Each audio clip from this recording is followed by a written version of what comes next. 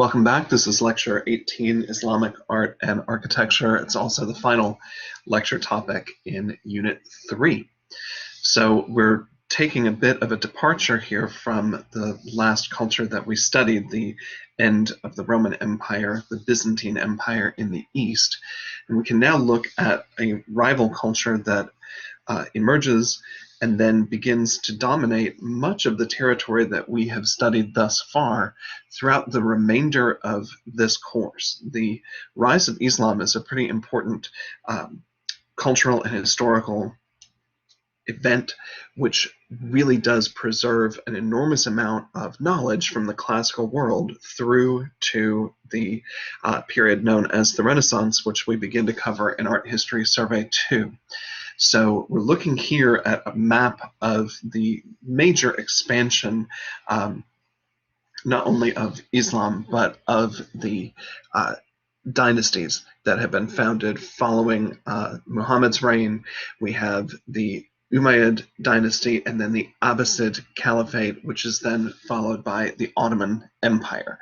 So the territories that we are concerned with at the beginning of the rise of Islam are in this shaded area here in what is now Saudi Arabia, but then very quickly that territory expands into this slightly lighter yellow orange shaded area here and here, which occupies a lot of the territory that we have looked at previously in Mesopotamia and in our study of ancient Egypt.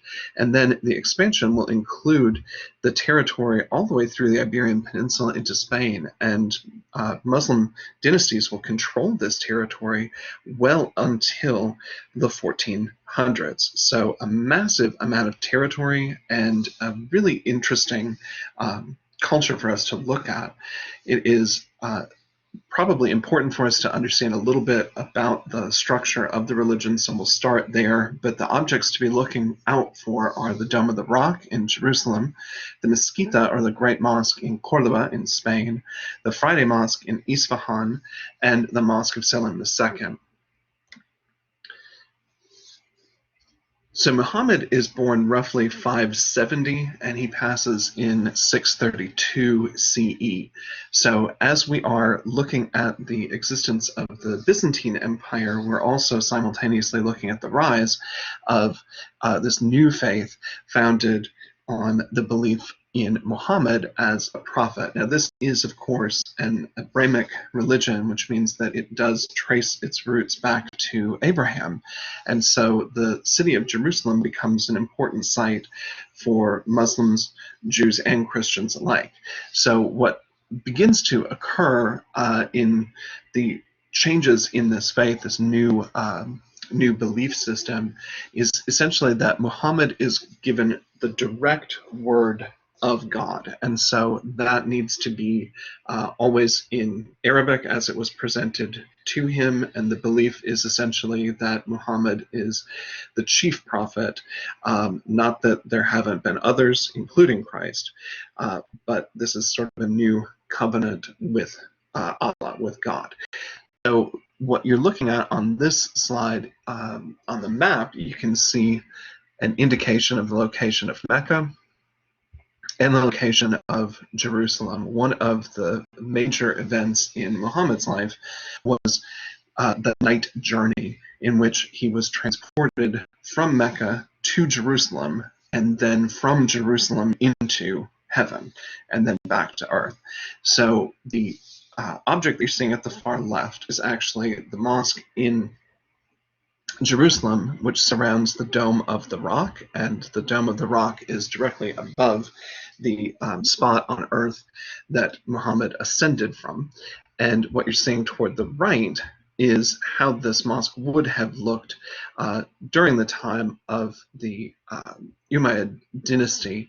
And what you're seeing in the center there is the Kaaba, literally the cube or the temple, to be the house of God. So it's actually this direction toward this building, toward the Kaaba, that the prayers are directed 5 times daily. The pillars of Islam, there's 5 main belief aspects to the belief system. The first and perhaps most important, of course, is that Allah is the prophet and the only messenger of God. The second pillar is the 5 daily prayers in the direction of the Kaaba in Mecca. The giving of alms is the third pillar. Making of a pilgrimage to the house of Allah in Mecca, to the Kaaba, is our fourth pillar, and the fasting during the month of Ramadan is the fifth pillar. So these are the main tenets of the belief system of Islam. We want to know for sure from the Umayyad dynasty the Dome of the Rock in Jerusalem. Now, this particular site has been revered by multiple religions. It's believed to be, by various faiths, the location where Adam was created, the reputed location of Adam's grave. Many people believe this is the exact site where the sacrifice of Isaac was to take place. If you know that story, Abraham was requested by God to sacrifice his son Isaac. It's a test of faith. Abraham begins to go through with it, and the angel of the Lord appears and says, no, you don't have to do this. It's a test of faith, and you've passed, and so Isaac is saved.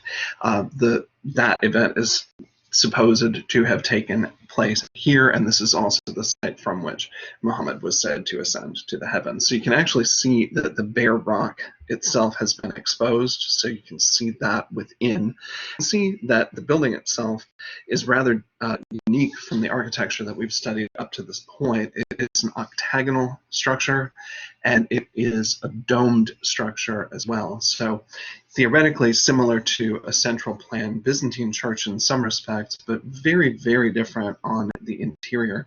You can see the inclusion of an enormous amount of calligraphic script, particularly within mosques, temples, and holy buildings, outright visual depictions of representational images, particularly of people, and certainly of the prophet or of God directly, are forbidden.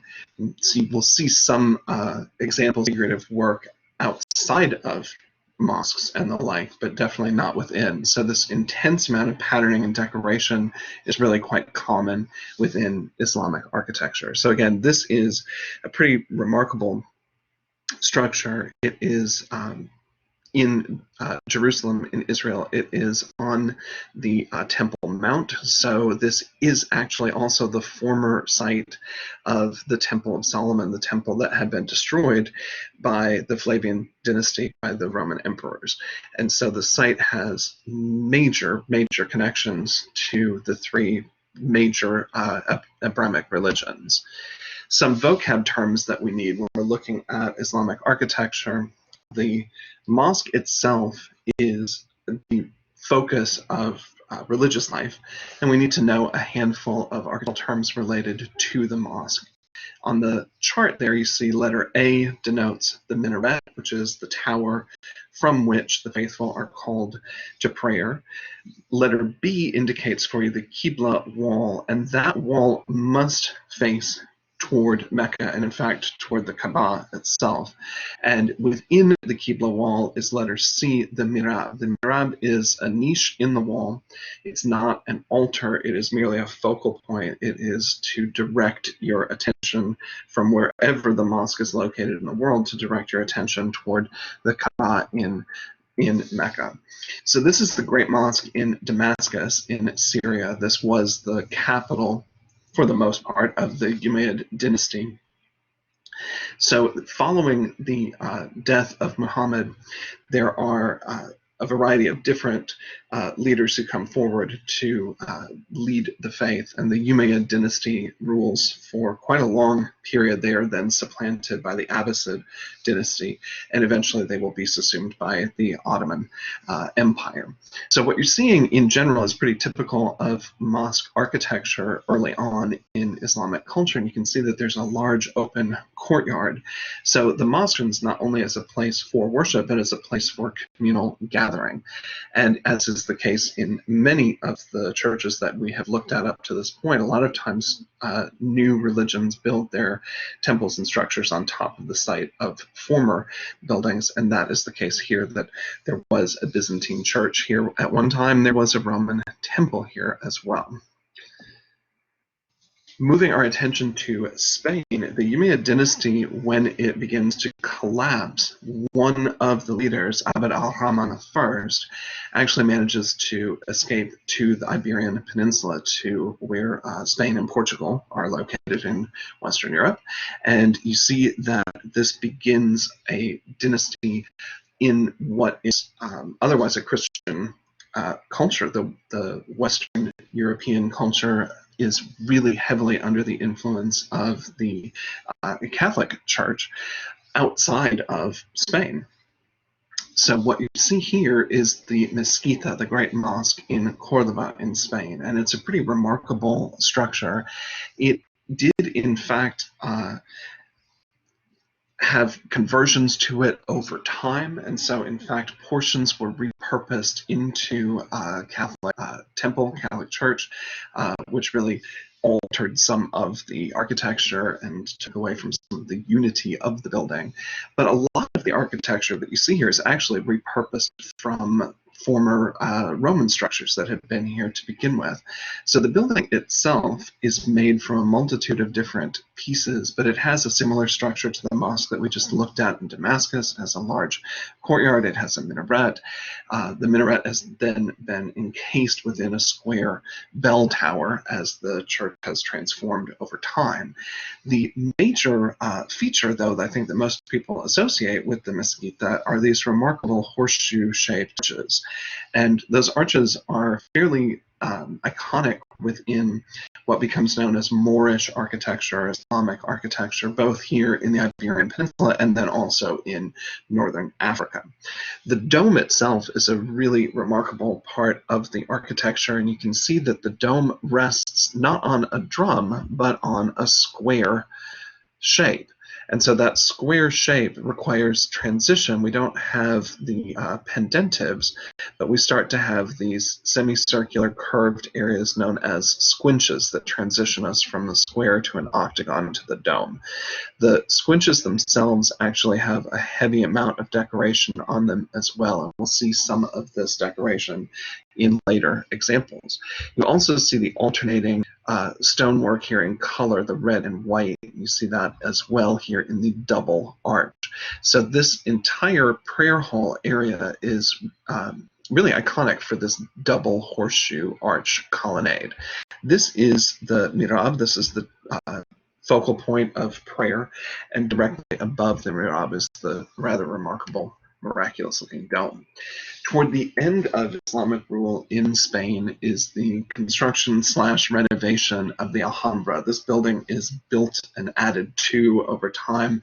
The final Muslim rulers, known by their own local dynasty name, the Nasrid dynasty, controlled what remained of the Islamic territory in Spain, known as the Emirate of Granada, and the Alhambra is their pleasure palace, built essentially as a series of rectangular courtyards with buildings attached to them. You can see the very typical Moorish designs here in the courtyard of the lions. And then really beautifully, you can see the muqarnas, which are the transition architecture from rectangular spaces to octagonal spaces to dome spaces. And they look a little bit like honeycombs or even like stalactites. It's a decorative form of vaulting. It isn't necessarily inherently structural, but it provides a visual transition and a richly decorative visual transition from one aspect of the architecture to another. Following the Umayyad dynasty, we have the Abbasid dynasty, and that gives you a sense of how large that territory is. Of course, it excludes the remnants of the Umayyad dynasty here in the Iberian Peninsula here in Spain. But you can see the influence that the Abbasid dynasty really does have, and you can see how it encroaches upon the territory of the Byzantine Empire. So we're now approaching what we would call the Middle Ages, years 750 to 1258 CE. The capital of the Abbasid dynasty was the city of Baghdad, and the layout of the city of Baghdad, Iraq, at the time of this dynasty was circular, and it is rather remarkable to see this kind of reconstructed view of what Baghdad should look like in its central form. We can also see the influence of the Abbasid dynasty in its explosion of architectural designs throughout the Muslim world. And you can see that the mosques still tend to focus on a large open square, a large open area. The Qibla wall is essential, the mihrab, of course, is essential, but the hypostyle halls, these colonnaded areas, really are the other dominant feature, whether the mosque is in this case, in Tunisia or in other locations around the world. This one happens to be in Iraq. It's one of the most remarkable examples of a minaret in what is sometimes called the snail shell style. You see that it spirals toward the top. So it still serves the same function, but it has a unique visual appearance. Definitely we want to take a look at one of the most remarkable edifices from the Abbasid Empire. This is the Friday Mosque in Isfahan, also known as the Four Iwan Mosque. The Iwan is here on our floor plan, these rectangular spaces on the four sides of the courtyard. And essentially the Iwan is a hall, often vaulted, which is closed on three sides, open on the central side toward the courtyard. And so these then become kind of the focal points of the mosque itself. The main area that we're intended to look at, of course, still is the Iwan that includes the Qibla wall and the mihrab. So you can see here that there are really elegant muqarnas and tile work throughout this space. So although we don't see visual images of representational objects, the tile work includes an enormous number of flowers, floral motifs, and really symmetrical and intricate patterning, as well as, of course, calligraphic script.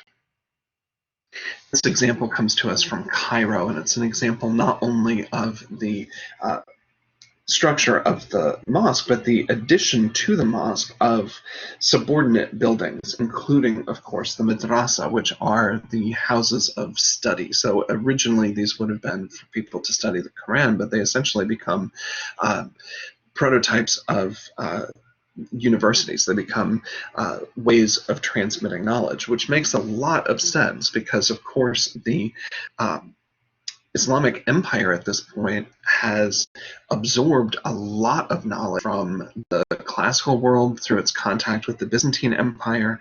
As the empire expands throughout the territory, including Egypt. Obviously, here we are in Cairo. Remember, of course, that they now have all of the knowledge that had been acquired by the Alexandrians. So there's an enormous mixture of languages and cultures happening, and the preservation of that knowledge really through the madrasa and through other schools that were built all throughout Islamic territory. So, odd way, as the Western European societies go through what we used to call the Dark Ages or the medieval, this is actually an era of a relative high level of spread of knowledge, of the written word, of translations, and preservation of important documents and texts. The Ottoman Empire then rises and begins to take over the Islamic world once the Ottoman Turks have converted to Islam. And so you can see here that throughout the Ottoman Empire, eventually they will have control over all of what used to be the Byzantine Empire as well. And so once the Ottomans have control of Constantinople, they control the territory surrounding it for a long time. But you can see that the majority of the territory that we have studied up to this point, including the Tigris-Euphrates Mesopotamian river valleys, the areas surrounding the major cities that we studied in Egypt and now into the Byzantine Empire, all of this becomes under the control of the Ottoman Turks. And so the Ottoman Empire really does continue to preserve the knowledge of the classical world all the way through the Renaissance. One of the most remarkable figures within the history of the Ottoman Empire is the great architect Sinan.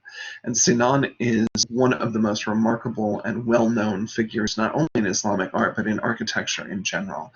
He began his career as a janissary. He was one of the soldier class supporting the leaders of the Ottoman Empire. He eventually rises through the ranks in the military and becomes eventually official court architect, the chief architect of the throne.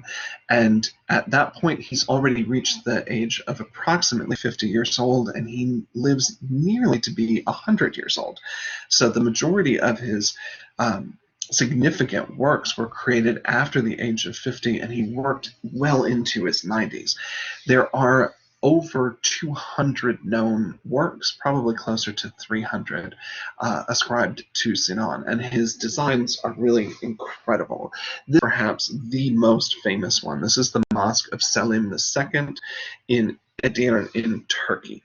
And it is really, truly a rival to Hagia Sophia in the Byzantine style. The dome itself is actually higher than Hagia Sophia. So from an architectural standpoint, it is actually the superior building, at least in terms of height. You can see it shares some features with Hagia Sophia in terms of the dome being perforated at its base by a series of windows. But I think one of the most remarkable aspects of looking at the Mosque of Selim II is that it feels very bright and light on the interior compared to how dark Hagia Sophia is.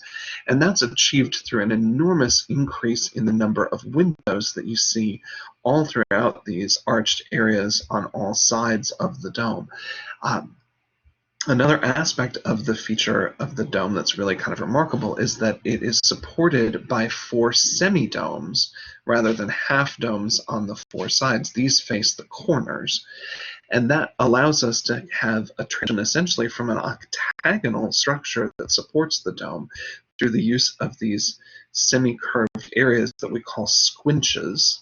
Pendentives would be the ones if we were on a square format, just forming 4 piers, but here we have 8. And so those 8 triangular curved areas are known as squinches. The squinches themselves have a really delicate and beautiful decoration of the Nikarna style. You can see them. If you look closely at these reddish lines, you can really see the decorative effect of the Nikarna there. Sinan was active throughout the rest of his career. I just wanted to give you a glimpse of some of the structures that he was responsible for. Most of the work that is best known to us was commissioned by the royal family, by the Sultan, by Sultan's wives, and even, in fact, by the daughter of the Sultan. This is a memorial mosque that Suleiman the Magnificent, probably the most influential of the sultans of the Ottoman Turks, had built in honor of his son who passed in the year 1543. This was a commission for a mosque from the daughter of the Sultan, the daughter of Suleiman. And in fact, she commissioned 2 such structures. This is Suleiman's mosque. You can see here the incredible amount of light that is brought into the interior of these structures.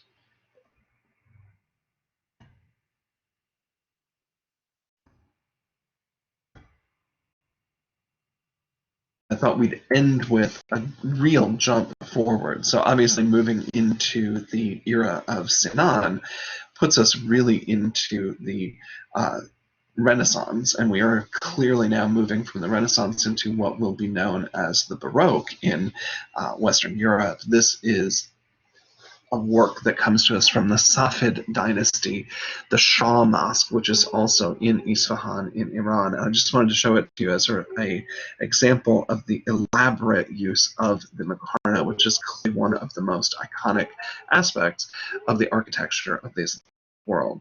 So you can see that this is a culture that we don't always look at when we're thinking of the development of quote-unquote Western art, but you can really think of the culture and architecture and artwork that comes to us from the Muslim world as very much being the repository or the keeper of knowledge during Europe's Dark Age.